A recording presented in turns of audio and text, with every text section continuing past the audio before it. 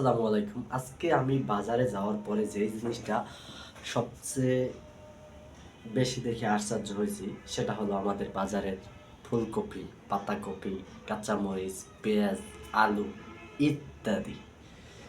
এত, এত কম দাম এর আগে কখনোই আমরা খাই নাই।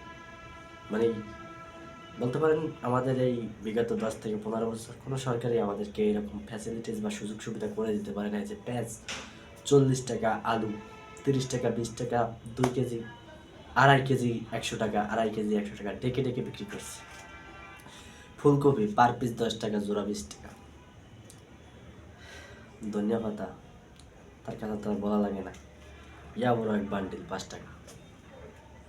টমেটো ৪০ টাকা, ৩০ টাকা, ৫০ টাকা। গাজর সেম ভাই, যেই কাঁচামরিচ ছিল ৫০০ টাকা, ৩০০ টাকা, সেই কাঁচামরিচ কেজি এখন ৪০ টাকা, ৫০ টাকা। সো বাংলাদেশে এখন যেই জোয়ারটা বয়ে যাচ্ছে এটা যদি কন্টিনিউ ধরে রাখতে পারে, আমি মনে করি বাংলাদেশের মানুষ খুবই খুবই ভালো একটা জীবন যাপন করতে পারবে এবং হতদরিদ্র যে পরিবারগুলো আছে তারা খুব ভালোভাবে জীবনযাপন করতে পারবে এবং তারা তাদের সামগ্রিক যে আয়টা যারা দিন আনে দিন খায় তারা অন্তত খেয়ে জীবন ধারণ করতে পারবে।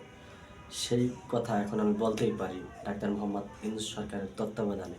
আগে যেই সরকার ছিল, নো ম্যাটার যে সরকারই ছিল, এরকম ফ্যাসিলিটিস বা সুযোগ সুবিধা খুব কম দিছে। যদিও চাউলের দামটা একটু বেশি আছে, সো এটা নিয়েও কাজ করতে আসে, আশা করি আমরা খুব দ্রুতই এর রেজাল্ট পেয়ে যাব।